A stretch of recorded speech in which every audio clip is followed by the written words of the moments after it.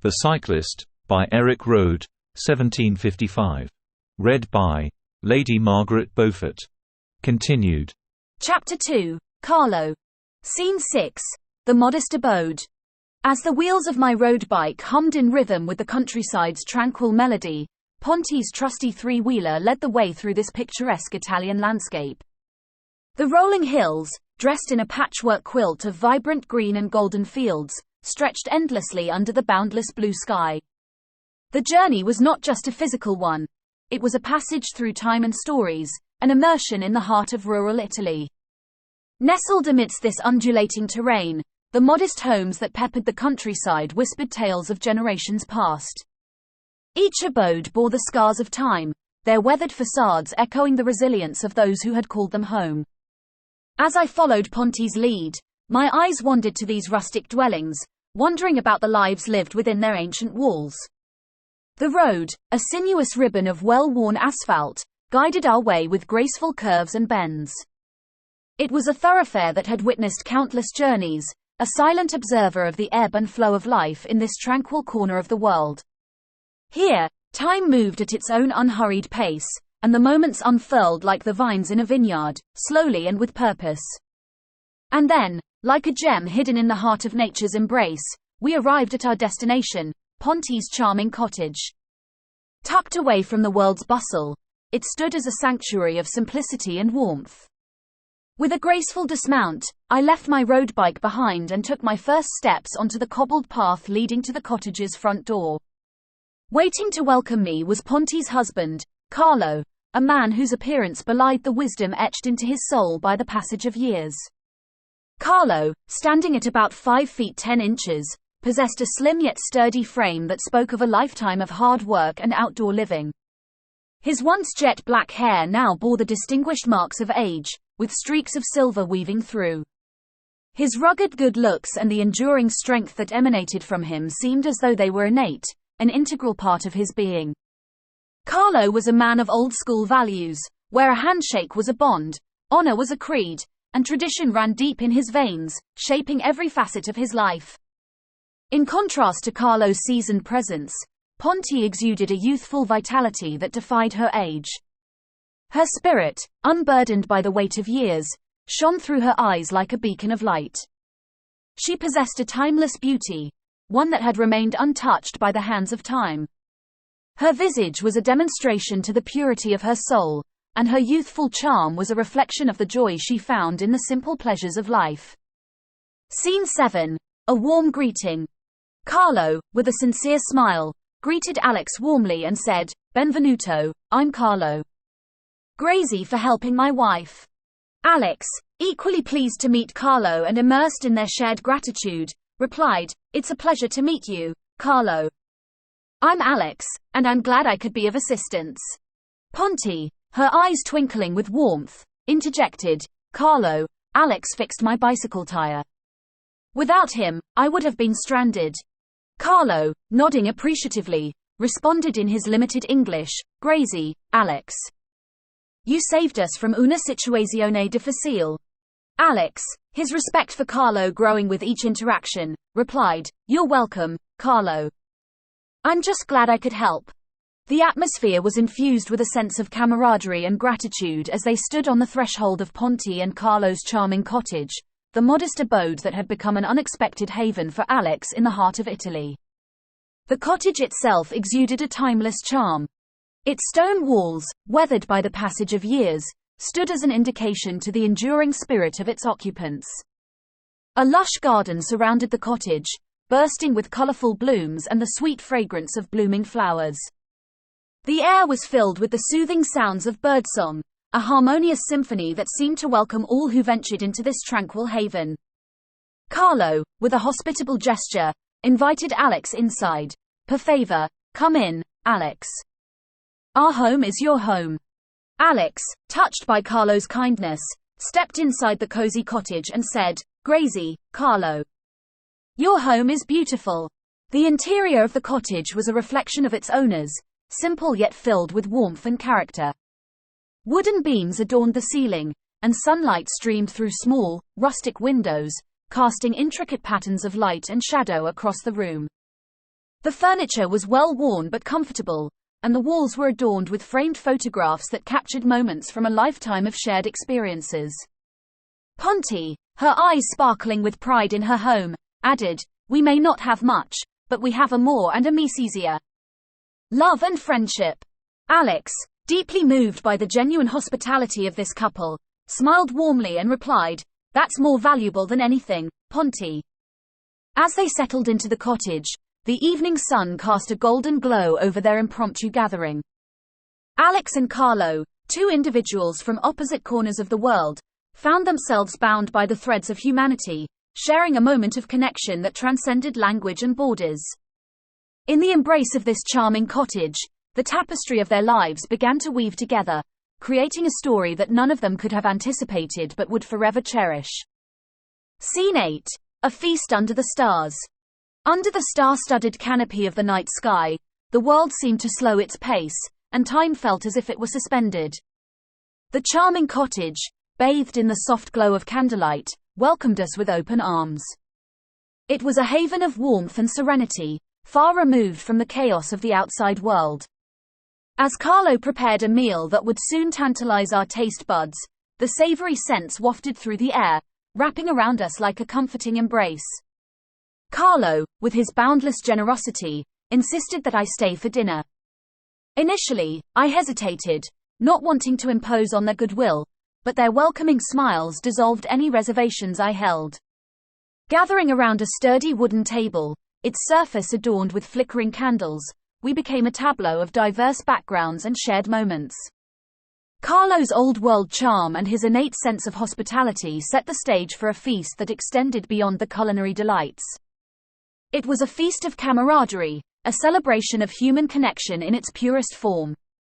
As we sat around the table, waiting for Carlo's culinary masterpiece to emerge from the kitchen, the atmosphere became more relaxed. Carlo, Ponty, and I engaged in a bit of small talk, sharing stories and laughter. Carlo, with a mischievous glint in his eye, began with a joke. He said, "You know, Alex, in Italy, we have a saying about food. We say, a meal without wine is like a day without sunshine. So, tonight, we will enjoy both." Ponty chimed in and added, "And Carlo, he believes it is his mission to find the best wine for every meal." We all shared a hearty laugh, and I replied, "Well, Carlo, I'm certainly looking forward to your wine selection. I have a feeling it will be as amazing as your pasta." Carlo, ever the storyteller, then regaled us with a humorous anecdote about a cooking mishap that had happened years ago. His animated gestures and Ponty's infectious laughter made the tale even more entertaining. As the stories and jokes flowed, the barriers of language seemed to fade away, replaced by the universal language of laughter and collective encounters. It was a beautiful moment of connection and camaraderie under the starlit sky. As the evening unfolded, we exchanged stories that transcended the boundaries of language. With gestures and smiles, we bridged the gaps in communication, weaving a tapestry of mutual experiences. The stars above bore witness to our newfound friendship, their twinkling lights are proof to the magic that can occur when strangers become friends. Underneath that vast celestial canvas, in the heart of the Italian countryside, the world seemed to shrink. The differences that once separated us were replaced by the common threads of laughter, kindness, and the simple joy of breaking bread together. As the night deepened, and the stars continued their timeless dance, I couldn't help but feel grateful for the chance encounter that had led me to Carlo and Ponty's doorstep. It was a feast under the stars, a banquet of the heart, and a memory that would remain etched in my soul for years to come. Carlo, with a twinkle in his eye, stood up and made a grand gesture towards the kitchen. His words, though few, carried an air of anticipation as he said, "Dinner, Alex. You will see. Carlo, good cook." Ponty, her face radiant with pride for her husband's culinary skills, added, "Carlo's pasta, molto buono." I couldn't help but smile, feeling a sense of gratitude for the kindness and hospitality of this Italian couple. As I waited in eager anticipation, the fragrant aroma of Italian herbs and spices wafted from the kitchen, filling the air with the promise of a delicious meal. Scene 9. A culinary delight. As the stars above began to twinkle in the night sky, the enchanting aroma of the meal that Carlo had prepared filled the air. The table, set under the open sky, was adorned with flickering candles that cast a warm, inviting glow. Carlo's culinary skills were a witness to his heritage, a culinary journey that promised to be as memorable as the evening itself. Alex, Carlo, and Ponti gathered around the rustic wooden table, their faces illuminated by the candlelight. Carlo's warm smile was an expression of both pride and hospitality. He presented each dish with a flourish, explaining the origin and significance of every ingredient. The pasta, Carlo explained, comes from the wheat fields just beyond our cottage. The tomatoes are grown in our garden, ripened by the generous Italian sun. And the olive oil, well, that's a family secret passed down through the generations. Ponti, her eyes reflecting the anticipation of the feast, shared a knowing glance with her husband. Her appreciation for Carlo's culinary talents was evident in every smile and nod. The meal began with a simple yet exquisite salad, a medley of freshly harvested greens drizzled with Carlo's secret olive oil and vinegar dressing. It was a refreshing prelude to the main course.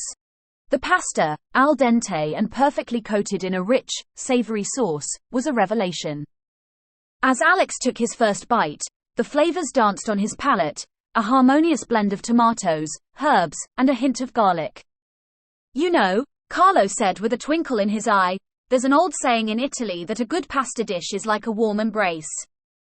I hope you feel embraced by our hospitality tonight. Alex, savoring each mouthful, nodded enthusiastically and said, I do, Carlo. This is incredible. It's like a taste of Italy itself. The conversation flowed as freely as the wine that accompanied the meal. Carlo and Ponti shared stories of their life in the countryside, of the changing seasons, and the traditions that had been passed down through generations. As the evening wore on, Carlo, ever the raconteur, regaled them with humorous anecdotes of mishaps and triumphs in the kitchen. Laughter filled the air, a joyful chorus that resonated with the stars above. Ponti, her eyes twinkling with mischief, interjected with a joke of her own, her laughter like a melodious note in the night. Alex joined in, contributing his own tales of cycling adventures and mishaps on the road. Amidst the laughter and camaraderie, the barriers of language seemed to disappear. Carlo's broken English, Ponti's shyness, and Alex's attempts at both became a tapestry of communication that transcended words. As the night deepened, Carlo refilled their wine glasses, and a sense of contentment settled over them. The stars above bore witness to this serendipitous gathering, a moment where three lives intersected in the most unexpected and beautiful way. In the midst of the Italian countryside, under the canopy of stars, they were not strangers but kindred spirits, bound by the collaborative moment of a culinary delight that had nourished both body and soul. Scene 10. A connection through language. As the night unfolded, the warmth of Carlo and Ponti's hospitality blended seamlessly with the gentle Italian breeze. Around that rustic wooden table, their hearts and experiences spilled out in a symphony of conversation.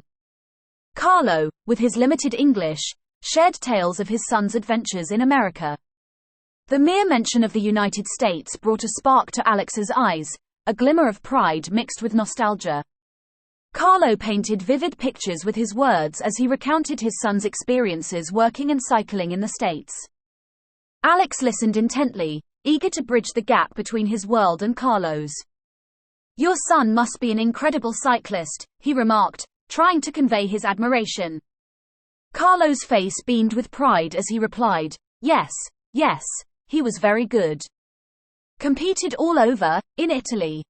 Ponti, her eyes filled with warmth, added her perspective in her charming broken English. Ah, the races. I remember when he would come home and share stories of his triumphs. It was a joy to see him so passionate. Alex smiled, feeling the connection between their stories and his own journey in the world of cycling. It's amazing how cycling can bring people together, no matter where they're from, he said, lifting his glass in a silent toast. Carlo and Ponti nodded in agreement, their faces reflecting a shared appreciation for the sport and its ability to transcend borders. The night carried on, punctuated by laughter and the clinking of glasses. As Carlo shared more stories of his son's time in America, Alex couldn't help but feel a kinship. He, too, had experienced the thrill of cycling competitions, the camaraderie of teammates, and the joys of victory. In return, Alex shared stories of his own cycling adventures, from the bustling streets of New York City to the scenic routes he had explored in Europe. He spoke of the challenges and triumphs, the moments of exhaustion and exhilaration. Carlo and Ponti listened with genuine interest, their expressions an evidence to their growing connection. As the evening deepened, it became clear that their shared love for cycling was not just a common interest. It was a bridge that had brought them together across continents and languages. In that moment, the barriers of words ceased to exist, replaced by the unspoken understanding of kindred spirits. Under the vast expanse of the Italian night sky, they continued to share stories, laughter, and the universal language of human connection. Each anecdote, each shared moment, wove a tapestry of experiences that bound them together in a way that transcended the limitations of language. Scene 11. A night of joy. As the night deepened, the warm glow of the cottage enveloped us like a comforting embrace. Around that wooden table, we continued to share stories and dreams, our laughter carrying into the crisp Italian air. Carlo, his eyes twinkling with mirth, leaned forward and asked, "So, Alex, what are your dreams for the future? Where do you see the road taking you?" Alex paused, taking a moment to savor a sip of wine. "Well," he began, his voice filled with a sense of determination, "my dream is to compete in the European Cycling Championships. It's been a goal of mine since I was a young boy racing with the subway in New York." Carlo's face lit up with enthusiasm and said, "Ah, the European Championships. It's a grand stage for cycling. I have no doubt you'll make it there." Ponti, her eyes shining with curiosity, chimed in, "And what about your family, Alex? Do they support your passion for cycling?" A warm smile spread across Alex's face as he thought of his family back in New York. "Absolutely," he replied. "My parents have always been my biggest supporters. They've cheered me on at races, patched me up after falls, and never once doubted my dreams." Carlo nodded in understanding. "Family is important," he affirmed. "They are the ones who stand by us through thick and thin."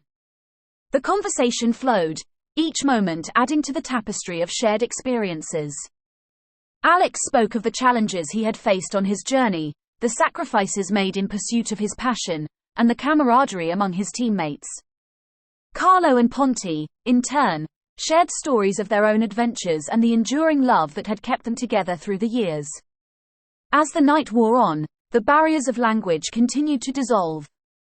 It was as if we spoke a universal tongue, one that transcended words and found expression in our laughter, our gestures, and the warmth of our interactions. Carlo, ever the gracious host, refilled our glasses with wine, and we raised them in a silent toast to the unexpected connection that had brought us together. The pasta dishes had been cleared away, but the flavors lingered on our palates, a reminder of the culinary delight we had shared. Under the vast expanse of the Italian night sky, we continued to weave the threads of our stories, dreams, and aspirations. It was a night of joy, of forging connections that defied expectations. As the stars above bore witness to our shared humanity, we felt the profound truth that the roads we traverse are not solely those etched onto maps, but the paths of mutual involvements that unite us all. The Cyclist, by Erik Røde, 1755. Read by Lady Margaret Beaufort.